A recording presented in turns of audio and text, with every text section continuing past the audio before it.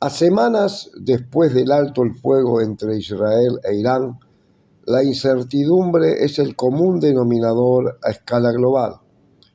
La República Islámica de Irán sigue sufriendo el peligro de bombardeos, en un contexto signado por el genocidio del gobierno israelí contra el pueblo palestino, con guerras con efectos terribles en el continente africano, como en Sudán, y la hambruna que existe desde 2024, y en la República del Congo desde 2023. Una guerra sin salida. Junto a la invasión a gran escala de Ucrania por Vladimir Putin desde el 2022, o las amenazas de represalias comerciales e incluso de anexiones territoriales proferidas por la administración Trump. En el caso latinoamericano, a pesar de no haber conflictos armados, la grieta entre gobiernos alineados con el gobierno Trump de extrema derecha, como en la Argentina de Javier Milei, junto a la consolidación de gobiernos autoritarios como el emanado en las últimas elecciones en Ecuador y el posible triunfo electoral en países como Chile del candidato de extrema derecha Kaiser, tiñen un presente preocupante y un futuro incierto en un contexto de un capitalismo hegemónico que avanza en una crisis ecológica, climática y ambiental que arrastre al planeta a un verdadero colapso civilizatorio. En este incierto escenario, Reflexiones para la Transformación emite en la primera quincena de julio un programa especial que aborda esta temática, con una extensa entrevista al sociólogo y analista de política internacional, Decio Machado. En un escenario global atravesado por el espíritu guerrerista, el accionar de la principal potencia militar a escala global y su imprevisible presidente Donald Trump potencian desde la batalla de los aranceles a su incursión militar en Irán y su apoyo incondicional al gobierno sionista de Netanyahu en Gaza a un futuro incierto que afecta al planeta. En este contexto, ¿cuál es la situación del subcontinente sudamericano, el histórico patio trasero de los Estados Unidos? Para poder desentrañar esos interrogantes, estamos comunicados en Reflexiones para la Transformación con el analista de política internacional y destacado consultor Decio Machado. Un placer, Decio, estar en contacto nuevamente contigo. Hola Jorge, un saludo para ti y para todo el equipo y la audiencia. Un saludo, gracias por la invitación. Bien, Decio, ¿cuál es la caracterización que tienes sobre el actual escenario internacional en el devenir del segundo mandato de Trump y la exacerbación guerrerista tanto en Medio Oriente y el conflicto en Ucrania? Bueno, yo creo que hemos asistido ya a diferentes ciclos hegemónicos, ¿no? Es decir, dentro de la historia del capitalismo, por lo menos tres, ¿no?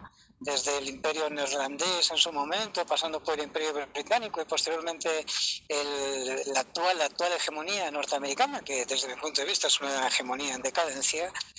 Y yo creo que lo que estamos asistiendo es precisamente a ese periodo, digamos, de transición hegemónica, es decir, donde, digamos, aparece una nueva figura que es China, que desde los últimos 4 décadas, es decir, se anda posicionando de alguna forma como, digamos, en la disputa por la hegemonía mundial. Yo creo que todo lo que estamos asistiendo en este momento, tanto en Medio Oriente, es decir, ese intento de conformar un nuevo orden dentro de Medio Oriente con Israel, ¿no?, como principal figura, y con este apoyo de los Estados Unidos, es decir,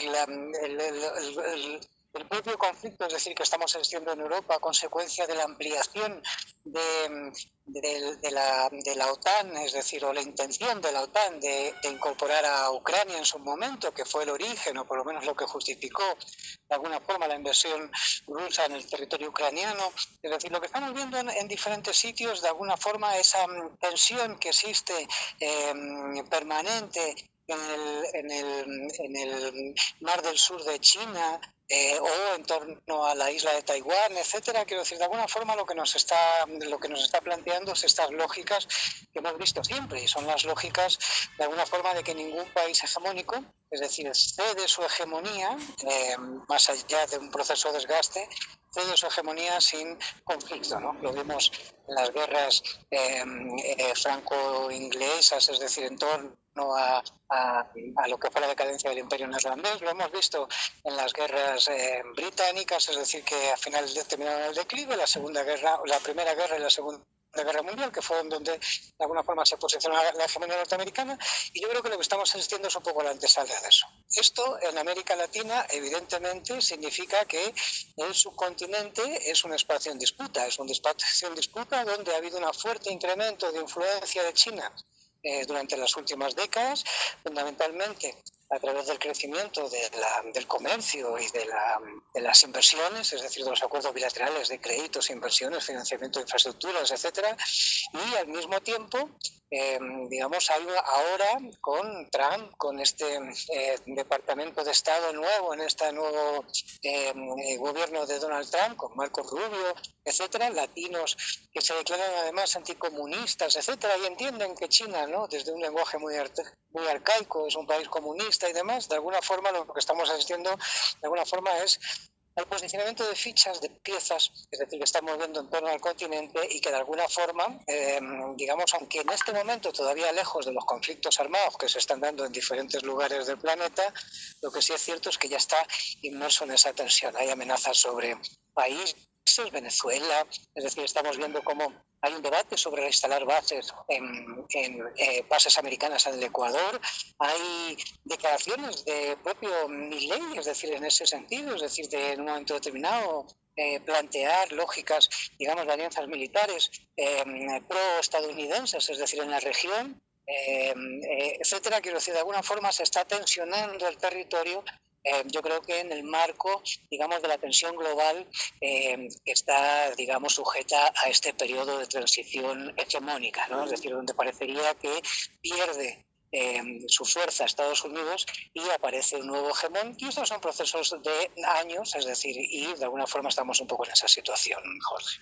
Bien, bien, Decio, como bien describís vos, los efectos en distintas regiones del planeta son más que significativos. La dinámica militarista en los gobiernos de Europa es más que preocupante. ¿Qué pensás al respecto?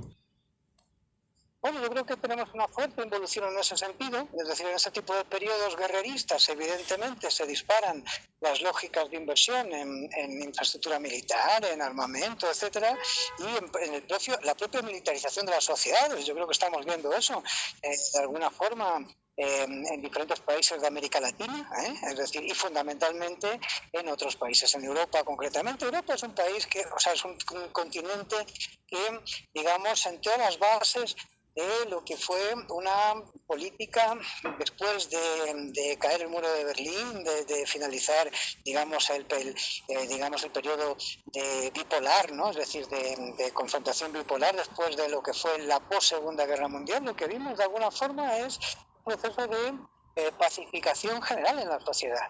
Desaparecieron los servicios militares obligatorios, es decir, se disminuyó los presupuestos en materia de armamento por parte de los diferentes países europeos, etcétera. Y lo que estamos asistiendo es a la evolución precisamente de esto. Normativas que plantean, países que plantean reposicionar otra vez el servicio militar obligatorio, ampliar sus ejércitos, numéricamente hablando, y además de eso, una fuerte inversión en gasto militar, en este caso auspiciado por los Estados Unidos, que en esta lógica de decadencia ya no tiene capacidad ni siquiera económica para poder de alguna forma proteger, como, voy a poner esto entre comillas, como históricamente se suponía que era el tutelaje norteamericano sobre Europa Occidental durante el periodo de la Guerra Fría. Ni siquiera eso ya, y por lo tanto ahora lo que estamos asistiendo son a sociedades que tienen dificultades económicas, tener que desviar presupuestos en materia social para ampliar, digamos, el gasto militar, porque el hegemón en decadencia en este momento, Estados Unidos, impone ese tipo de políticas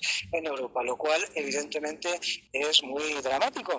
Yo creo que estamos asistiendo a un proceso además especialmente delicado con España, que se ha negado en este caso a incrementar el 5% de su presupuesto del PIB nacional, es decir, en materia de gasto militar, acordado simplemente posicionar 3, y Trump, después de la última reunión de la OTAN ha planteado directamente por los medios de comunicación que va a hacer pagar a España a través de, entiendo yo, de una forma sumergida, que ha planteado tarifas aranceles, es decir, o sea, tasas arancelarias para que pague el doble, consecuencia de su indisciplina con respecto a el mandato norteamericano. Por lo tanto, fíjate en qué situación estamos, y yo creo que todo esto se da en el marco, además de esta dinámica de vuelta a una lógica de guerra fría nuevamente, en este caso ya no con una Unión Soviética, sino con una Rusia oligárquica dirigida por Putin, que es verdad que ha invadido un país, pero sobre la cual se está,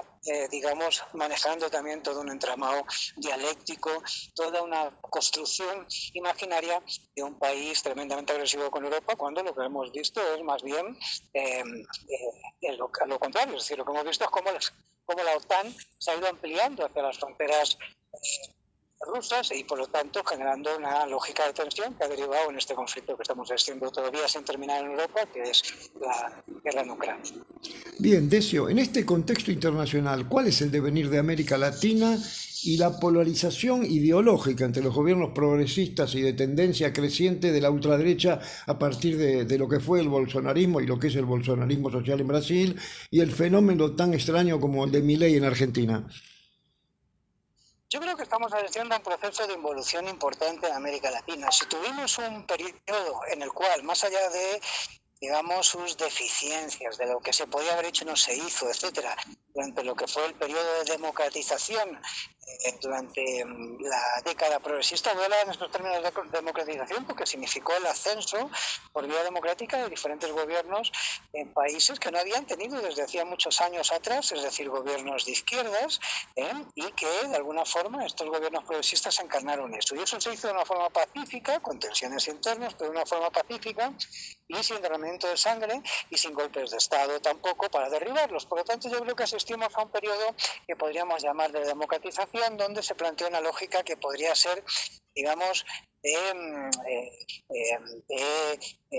fases, ¿no? Es decir, podría estar un gobierno de izquierdas y después venir un gobierno de derechas, etcétera. Lo que estamos haciendo ahora es a un proceso en el que, precisamente en este marco de construcción belicista, es decir, se está dando una lógica de construcción belicista también ideológica, y en este sentido hay este combate a muerte, digamos, contra todo tipo de posicionamientos que se puedan considerar como progresistas, pacifistas, ambientalistas, feministas, etcétera. Quiero decir que están siendo combatidos ideológicamente por esta nueva tendencia neoconservadora, paleoconservadora, hay muchos términos, que es decir, que está utilizando diferentes gentes, filofascistas, etcétera, en América Latina. Esto efectivamente empezó con las lógicas de Bolsonaro. Creo que vamos a ver, ahí está Milei ahora.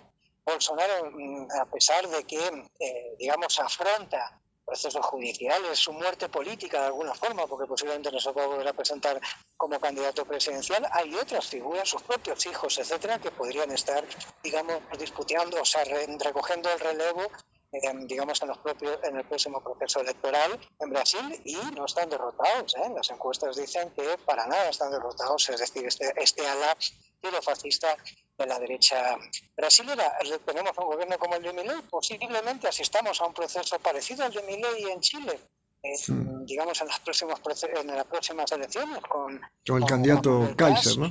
Sí, claro, con Kass, y digamos, y estamos viendo otros países donde hay rupturas democráticas dentro del marco democrático. Estoy pensando en El Salvador, por ejemplo, donde no se ha respetado los marcos constitucionales, donde el gobierno habla de un partido único dentro de la democracia, pero todos sabemos de que las reglas de juego, evidentemente, no son legales y que se ha vulnerado la Constitución, se ha sometido al poder legislativo frente al Ejecutivo, etcétera, y estamos viviendo una situación como la del Ecuador, por ejemplo, donde cada vez más se violenta el marco del derecho, del Estado de Derecho por parte del Ejecutivo, en unas dinámicas, digamos, que violan incluso el marco constitucional vigente, es decir, y que está auspiciado por el propio gobierno, sin llegar a ser digamos, sin llegar a tener el discurso de Milley, es decir, pero con comportamientos muy parecidos. Entonces, en este sentido, me parece que lo que estamos diciendo es una tendencia creciente en el continente, que yo creo que se enmarca en esta lógica global,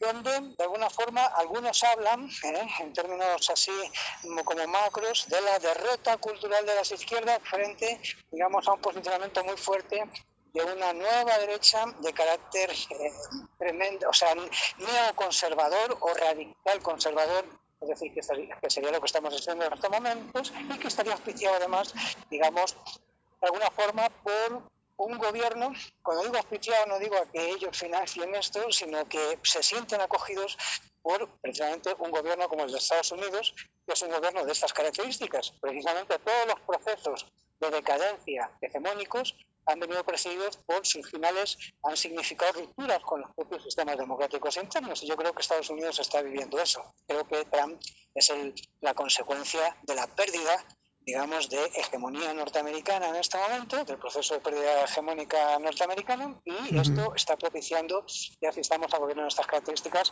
en Europa, en América Latina, es decir, en diferentes partes del planeta, ¿no?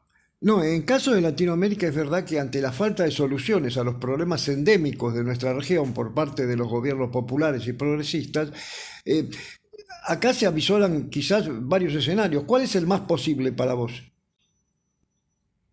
Bueno, yo creo que hay una fuerte crisis del sistema democrático a nivel mundial, es decir, o sea, ha perdido credibilidad el sistema de representación, estamos en una crisis de representación, y creo que en América Latina hay muchos elementos en muchos países que nos deberían hablar incluso de lo que Gramsci en su momento definió como crisis orgánica, esa incapacidad ya, es decir, de los sistemas de representación para, digamos, encarnar o darle solución a, digamos, las demandas de la sociedad. Yo creo que en esto se enmarca estas crisis que estamos asistiendo, y en estas crisis, es decir, pues en estos interregnos aparecen los monstruos, ¿no? Y de alguna forma yo creo que estamos asistiendo un poco a esta situación. Habrá que ver cómo evoluciona esto, pero lo que sí es cierto es que tiene toda la pinta de ser un fenómeno expansivo en este momento, ¿no? Es decir, o sea, no sabemos qué puede venir en Venezuela, es decir, a futuro, ¿no? Estamos viendo cómo se deterioran los procesos democráticos, como decía, en países como Brasil, como Salvador o como Ecuador. Estamos viendo gobiernos ya absolutamente rupturistas, es decir, con las lógicas democráticas, como pueda ser el de Milei en Argentina. Podrían haber, pues, las próximas elecciones en el futuro inmediato, es decir, otros países que se sumasen a esa tendencia, y por lo tanto yo creo que estamos en una fase muy complicada, ¿no? Y eso en un marco en el que, si a nivel internacional la cosa se complejiza, evidentemente podremos asistir a mayores tensiones en estos países que, sí, digamos, este tipo de gobierno se somete a la tutela norteamericana, es decir, de la vieja forma en la que América Latina ya conoce estas lógicas, es decir, pues significaría que en función de cómo se den las tensiones con China, a futuro podría tener, digamos, efectos colaterales en el continente. Por ejemplo, hay un puerto muy importante geopolíticamente para China, financiado por China en el Perú, que es el puerto de Shanghái. Es decir, encontraríamos que se esfuerza a que existan sistemas en los países periféricos a Perú, es decir, de control sobre lo que entra y lo que sale de Shanghái. Significaría que se le podría pedir a otros países afines al gobierno de Trump, es decir, que limitasen la inversión china o que eliminasen tecnología china hoy existente en estos países, es decir, por sustituirla por la norteamericana, porque existe una guerra, es decir, también por la hegemonía en la lógica de la evolución de la cuarta revolución industrial. En fin, quiero decir, hay muchos elementos que están abiertos, son difíciles de deslumbrar, es decir, pero hay muchas interrogantes que no apuntan, digamos, en buen sentido, Jorge, desde mi punto de vista, ¿no? Que son preocupantes, digamos. Claro, aparte de eso, esto se da en un contexto en donde hay una crisis ecológica a nivel global, teniendo en cuenta justamente el potencial de recursos mineros, petroleros, gasíferos y acuíferos y de